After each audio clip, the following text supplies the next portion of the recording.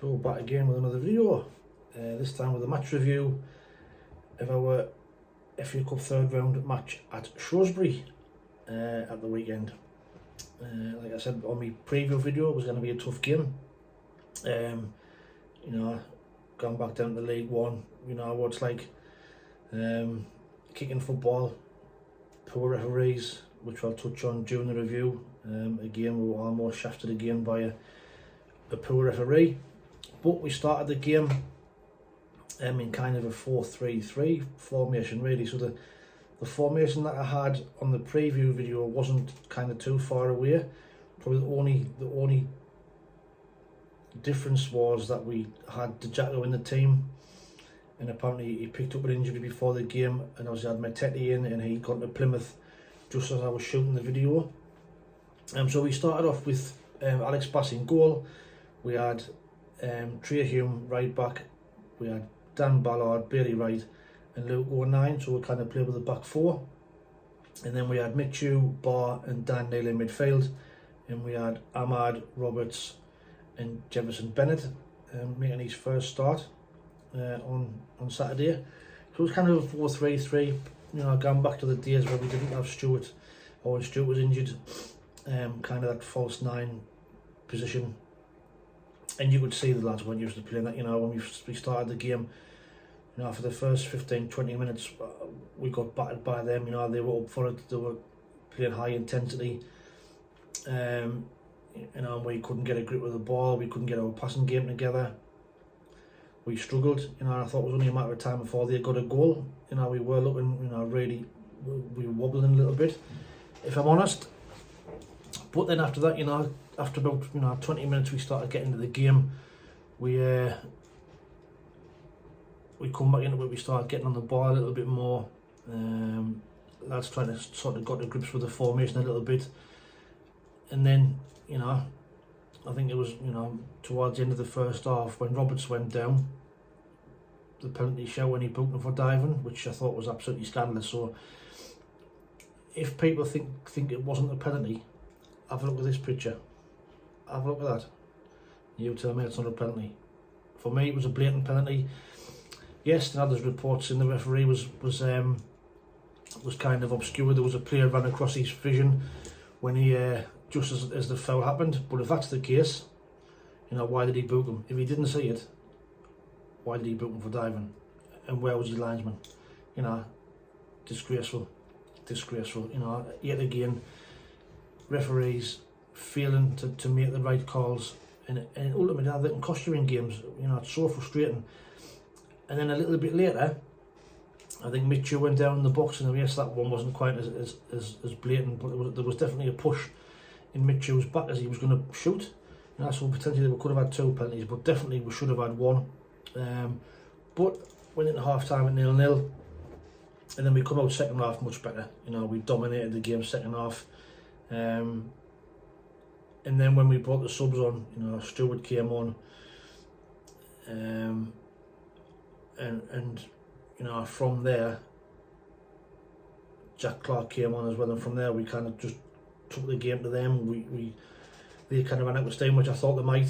You know, they'd started off at that much of a high pace, they kind of ran out with legs a little bit, and then our quality started to come into the game. We started getting amongst the passing, you know, little 1-2s, and then, you know, ultimately, as Sunderland do, we fall for a sucker punch. You know, it was only a matter of time before we were going to score a goal. We were battering them, attack after attack after attack, but again, the final ball just wasn't there.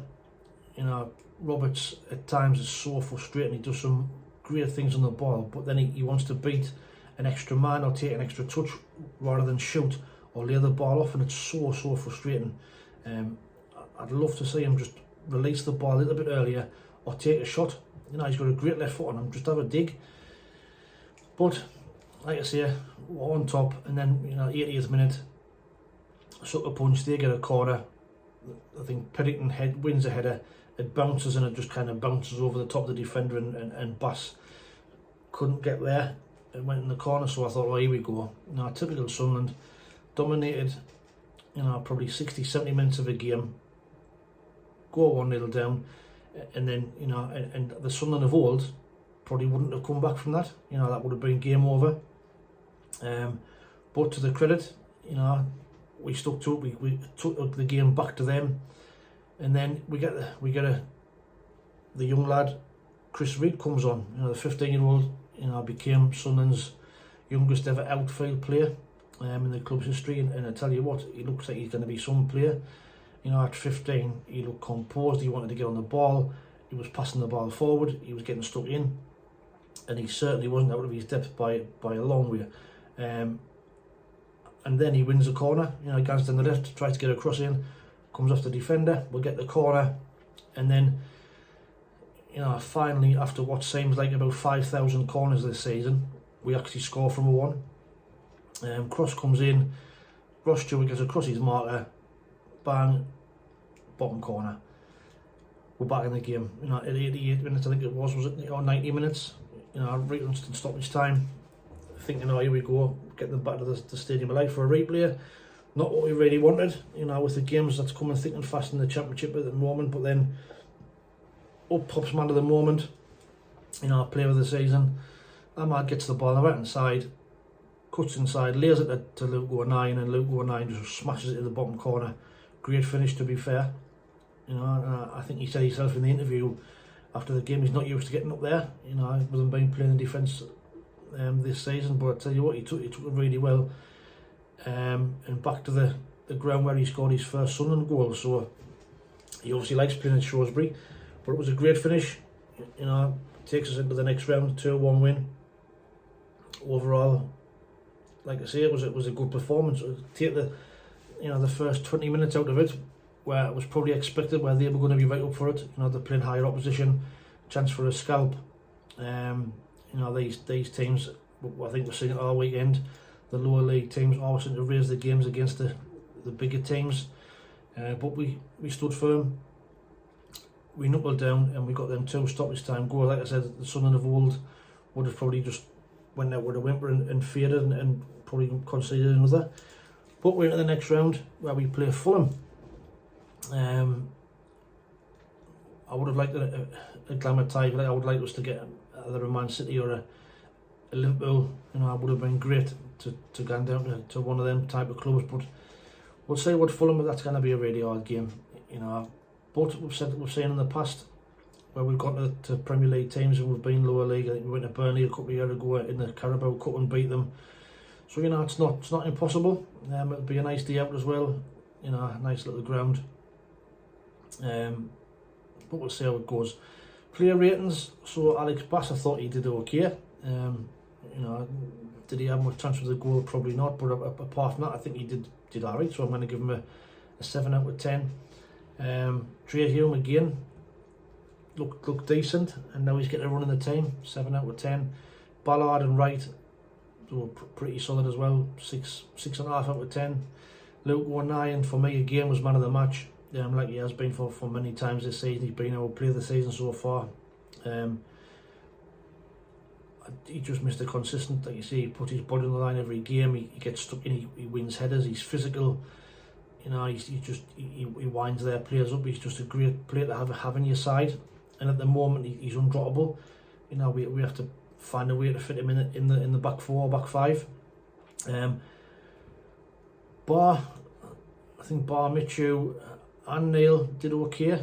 Mitchell was probably his best performance so far. I think the second half he really came into the game. He was, you know, getting it on the ball a little bit and looking for passes out wide. Again, he always looks forward if he can, and he looks to bring energy into the midfield. And Dan Neil just, you know, back at that level, did what Dan Neil does. Bennett, I thought, was a little bit out of sorts, if I'm honest, in his debut. He did some nice, you know, a couple of good crosses, but for his debut, I'd like to see a little bit more. Whether he's playing out of position, I'm not sure. You know, as he really that way likes to play. So I'm going to give him 6 out of 10. But some decent signs. Roberts, like I've said, does some wonderful things, but he's just so frustrating at times. He's just a, you know, like I say, he needs to learn to either get a shot off or get the pass away and not try to beat an extra man. Having said that, he should have had a penalty. Ahmad's been outstanding as well. the last couple of months he's been absolutely unplayable. He set Luke O'Nine's goal at the end. His first touch, he's a different class from anybody else really. He's there. You can see why Man United paid all that money for him. He's a tremendous player, and I'm hoping we can keep him for the second half of the season. So I'm going to give them front three, them 2 7 out of 10. And obviously Roscoe came on and got his goal. That's 5 and 5 for him. Long may it continue, and and let's hope we keep him January as well. He's so important, and it's proved that he's scored in every game since he's come back. So says it all really. And Jack Clark as well, did okay when he came on, so I'm going to give Ross Stewart obviously 8 out of 10 for his goal. Luke O'Neill, I'm going to give him 9, like I said, man of the match, and Jack Clark a 7 as well. So, but overall, a good performance. We'll take it right to the hat for the next round. We'll play Fulham, and we'll see where that takes us. So that's the match review. There'll be a match preview coming out for the Swansea game. On Saturday at home at the Stadium of Light, so watch out for that. Also, watch out for SAFC Fan TV. If any of your subscribers out there watch SAFC Fan TV, we're back with a new show on a Monday night, 7 o'clock to 8 o'clock. We're also at the regular time of 7 o'clock till 8 o'clock on Thursday with the Thursday Night Live. So tune in for that. But until then, as always, take it easy, stay safe, and we'll speak soon. Bye bye.